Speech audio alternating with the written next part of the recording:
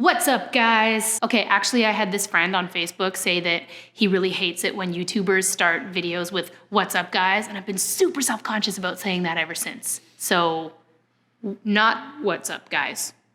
Hi, I'm Dusty. I'm an ADHD coach from Vancouver, British Columbia, and I also have ADHD. I also have a 2-year-old, and that's why I know how intense those first 2 years of parenting a little tiny human can be. So I've made a video series breaking down into 6-month chunks what it's like to parent an infant and a toddler when you have ADHD. Also, if you watched my last video, or you're just a great person, why not hit like and subscribe to my YouTube channel, and then do all the other social media things, because I'm all over the place.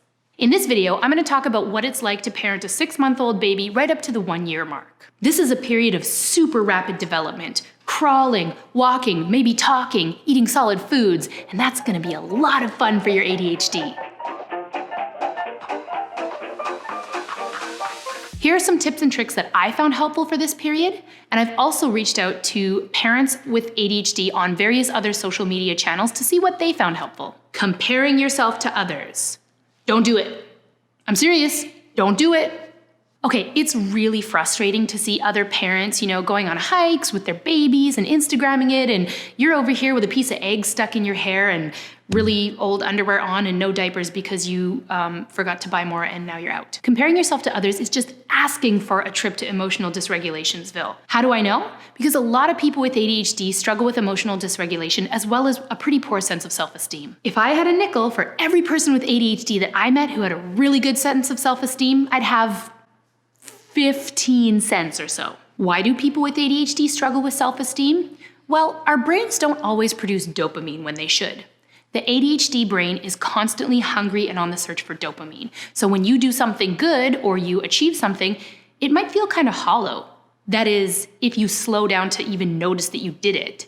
So celebrating successes might feel kind of empty, whereas when you mess something up, when you fail, when you embarrass yourself, there's all those strong emotions: guilt, shame, embarrassment, all the cortisol flooding your system. Now that may not be fun for you, but it is fun for your brain. Your brain is having a heyday with negative emotions. So for us, negative emotions always resonate stronger than positive ones do. This can lead to a really lopsided sense of self-esteem because when we look back at our history, we can easily remember all of the bad things and not very many of the good things. As a result, we develop a habit of ruminating and we get really negative self-talk. If you have a bad habit of negative self-talk as a parent, now is the time to change it for a couple of reasons. Number one, when you talk badly about yourself, you're only reinforcing that sort of negative self-image. When you show yourself kindness and a little bit of gentleness, you're actually teaching your brain how to produce dopamine when it needs it. That's neuroplasticity, baby! So by being kind to yourself, by celebrating the little wins, even if it feels kind of silly,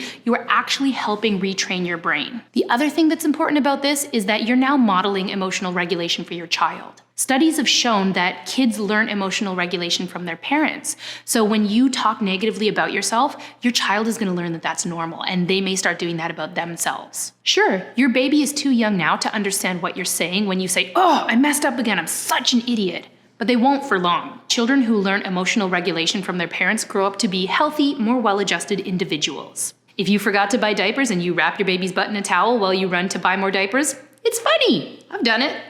If you wanted to plan the perfect family outing and it was a disaster and you had a meltdown, it's okay. It's just one time. There's going to be lots of time in the future. If you totally blew off a doctor's appointment because you completely forgot about it because you didn't write it down, hey, come on, you'll get there eventually, okay? You are doing the best you can.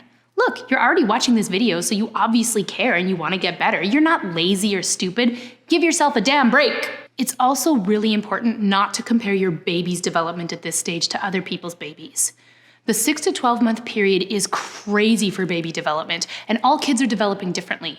Some are walking, some are talking, some are crawling. Unless your doctor says so, you don't need to be worried about your baby's development. If you are concerned that your baby is not hitting some milestones, the only person whose opinion matters about that is your doctor's. If you suspect something is wrong, it doesn't hurt to get them checked out, but don't panic if your baby isn't winning the baby Olympics yet.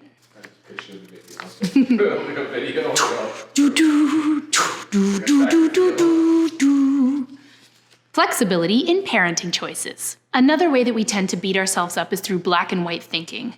As I mentioned in my last video, people with ADHD get overly attached to specific outcomes, and we get very, all or nothing in our thinking. And this can also apply to our parenting choices. Having a baby is chaotic. There are 1,000,001 ideas and opinions out there on the best way to raise a baby. TV or no TV, organic baby food or from a can, vaccinations or no vaccinations. Yes, always vaccination. How much time do you really need to spend with them versus letting them play independently? Look, we all want to be the perfect parent, but ADHD makes parenting a little bit harder, so you need to be flexible with yourself. I wanted to be one of those perfect parents that never put my baby in front of the TV and always made their baby food from scratch and all that jazz, but sometimes I get hyper-focused on something. Sometimes it's boring to play with my child. Sometimes I just need a freaking break. I actually found that there were a lot of really great educational TV programs that weren't that bad to show to my baby. There's Sesame Street, there's great ones on YouTube, and you know what? My kid's almost 2 and she seems pretty fine.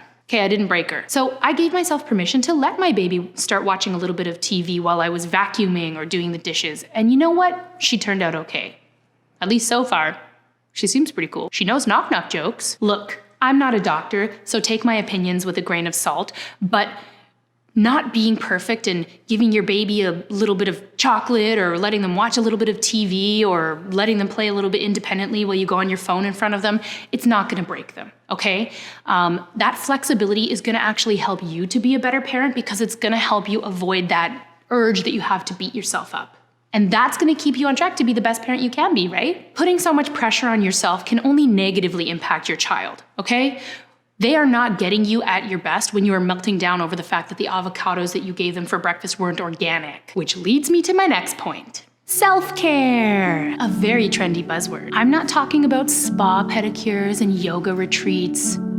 Although that does sound freaking awesome, I'm talking about the basic stuff like hygiene, getting enough sleep, making sure that you're eating, checking the mail, paying your bills, that kind of stuff. By now, the visits from friends and family to help out and take care of your baby may be getting fewer and farther between. So you're gonna need to up your self-care game. You are not doing your baby any favors when you're not taking care of yourself, and for some people with ADHD, these things were hard to do before you had a kid. Seriously, if you feel guilty that you're an adult who cannot remember to brush your teeth, you are not alone. This is a thing that I coach people on all the time. I really believe that parental self-care is so important that I am going to ask you strongly to reach out to your resources. Reach out to friends, reach out to family. If you haven't already joined a mom, dad, or other parenting group in your area, do so now and organize like play dates, organize swaps. Have someone come over and watch your kid while you shower and then do the same for them. ADHD is neurobiological, which means that it impacts our body and our brain.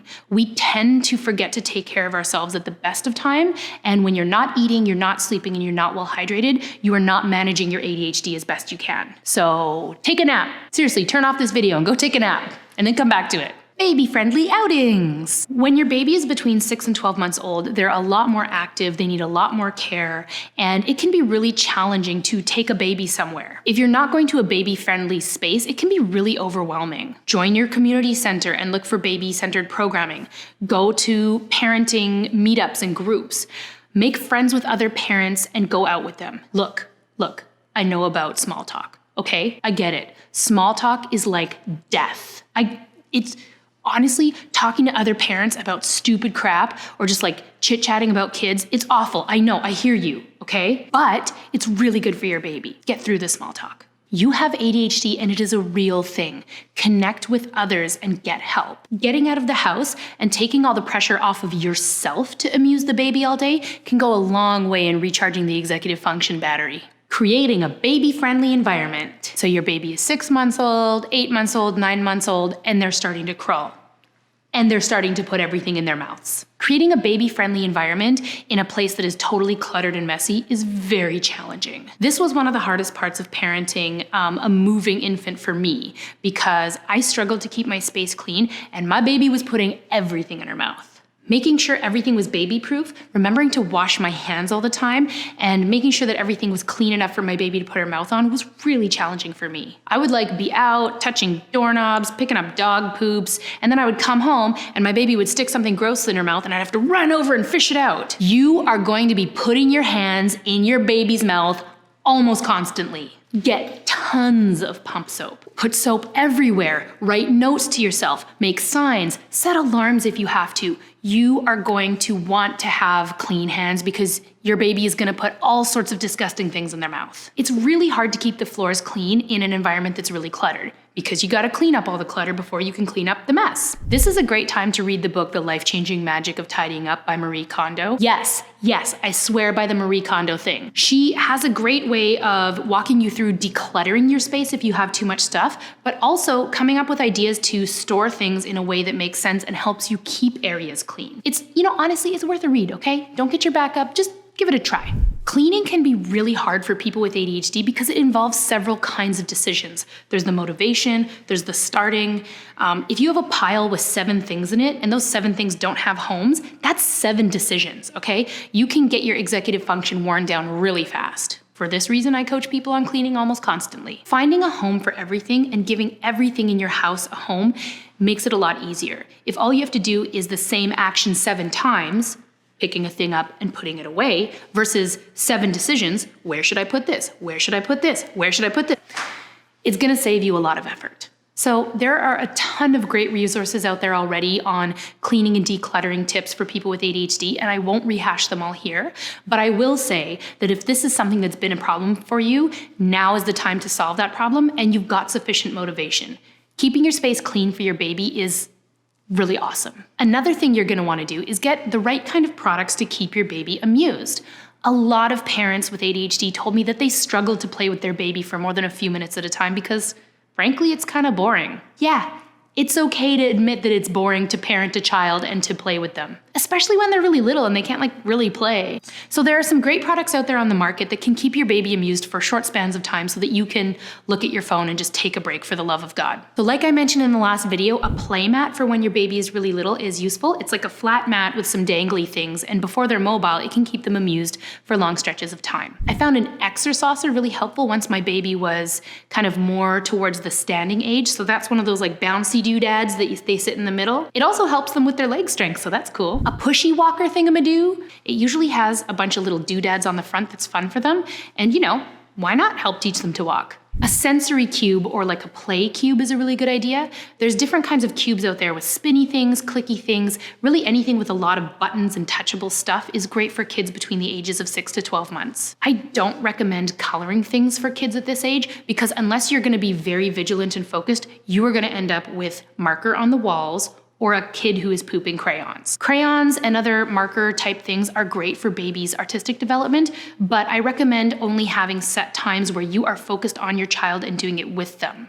You can schedule it in if you want, maybe 1, 2, or 3 times a week, have coloring time for 15 minutes. That's all they really need. Any toy that requires a lot of vigilance is probably a no-go for your baby. Reading is also really great for your baby. If you struggle to read to your baby because you find it really boring, enlist the help of family members. Get your partner to be the reading person. Better yet, take your kids to the library. A lot of local libraries actually will have baby story time or toddler story time, and this is a great way to work around that whole "this is really boring" issue. Also, did you know a lot of libraries actually have toddler board books? If you are the kind of ADHD person who never returns library books, maybe skip this one. Yeah, I will literally just keep a library book until I pay $100 worth of fines for it. So this is a time of rapid brain development for your child, and you are going to need to put some focus and some effort into helping them develop. And that requires a lot of executive function. So making sure that you're taking that time for self-care and even structuring in a goal amount of time that you want to just focus and play with your baby every day is really going to help you stay on track with feeling like you are that engaged, awesome parent that you want to be. And you know what? Don't guilt yourself when you don't have that focus. Let family and friends step in and pass the baton. Do what you need to do to recharge so that you can be there for your child. Sleeping. You knew this one was coming. If your baby is still not a good sleeper at this stage, then you might still be really struggling with being underslept, and that can definitely impact your executive functioning. At this point, it's really worth it to find a way to get your baby on a regular and routine sleep schedule, just at least for your own self, if not for them. Which is easier said than done, I know. If you can afford it, there is no shame in investing in a sleep coach. A sleep coach is a great idea. If you can't afford a sleep coach, there are 1,000,001 great books out there. There's the Gentle Sleep book. There's a lot of different methods, and you can read about them. There are also great Facebook parenting groups about sleep, but of course, take the advice with a grain of salt if it doesn't seem like it's on the up and up with general good parenting guidelines. It's definitely one piece of the puzzle, a big piece that if you can get it solved is really going to help you. Some people do co-sleeping, some people use the cry it out method. There is no one right way to sleep train your baby as long as you're using a method that works for you. But never yell or get angry at your child for not being able to self-soothe at this point. They're just too little sometimes. If you need to, walk away, take a break, get your partner to step in. Do not let that come out at your child around sleep, or really anything. As often as you can, do your very best to stay emotionally regulated around your child. Couple of other things while we're at it. Some people with ADHD have sensory processing disorders. This can make it really hard to manage the din of constant noise. If a baby is crying and the dog is barking and the TV is on, one more person's voice adding to that din can...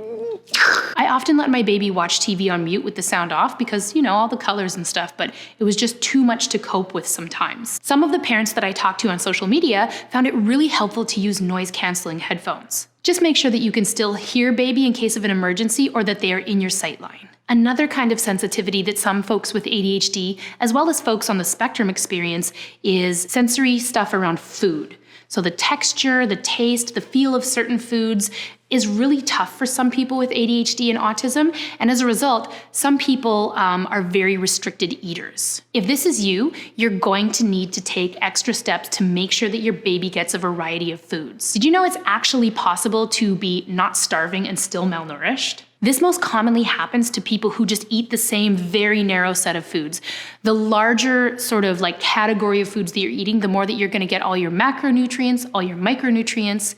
It's really good for your baby to experience all kinds of foods. We have a lot of beliefs about food in our babies' palates, but babies will pretty much eat anything that you teach them as food. My baby loves kale, avocados, olives, even sauerkraut. Seriously, my baby loves sauerkraut. Just because you don't like a food, remember that doesn't necessarily mean that your baby won't. They don't need juices, they don't need a lot of refined foods with sugar, but you can feed them pretty much anything else. If you're struggling to know what to cook for them or what to feed them, I recommend Pinterest. It's got a lot of resources on toddler and baby food ideas. You could also work with a child and baby nutritionist if you're not sure how to make sure that your baby is getting all the nutrients they need. Lastly, think about what you can outsource. There's a great video from How to ADHD about people with ADHD sort of outsourcing certain things. If you can afford a wash and fold service where you send your laundry out and it comes back and you don't gotta do it, why aren't you doing that already? You could do grocery delivery. You could get a housekeeper. If your house is too cluttered for a housekeeper, you could hire a professional organizer. Sleep coach, all of that good stuff. I realize that these are very privileged suggestions. If you are low income, this stuff may not be available to you, but you may be able to trade friends or work out some kind of like a system where you each trade each other for this kind of stuff. If you can afford it though, I urge you to think about what you can outsource and just take some stuff off your plate right now. And of course, you could always hire an ADHD coach. All right, that does it for this video. Did you find these tips and tricks helpful? If so, please comment below. Is there anything that I didn't touch on in this video that really helped you? Please tell me what it is in the comments below. Don't forget to like, subscribe, and follow me on all the social media thingamajigs. Thanks for watching. Bye!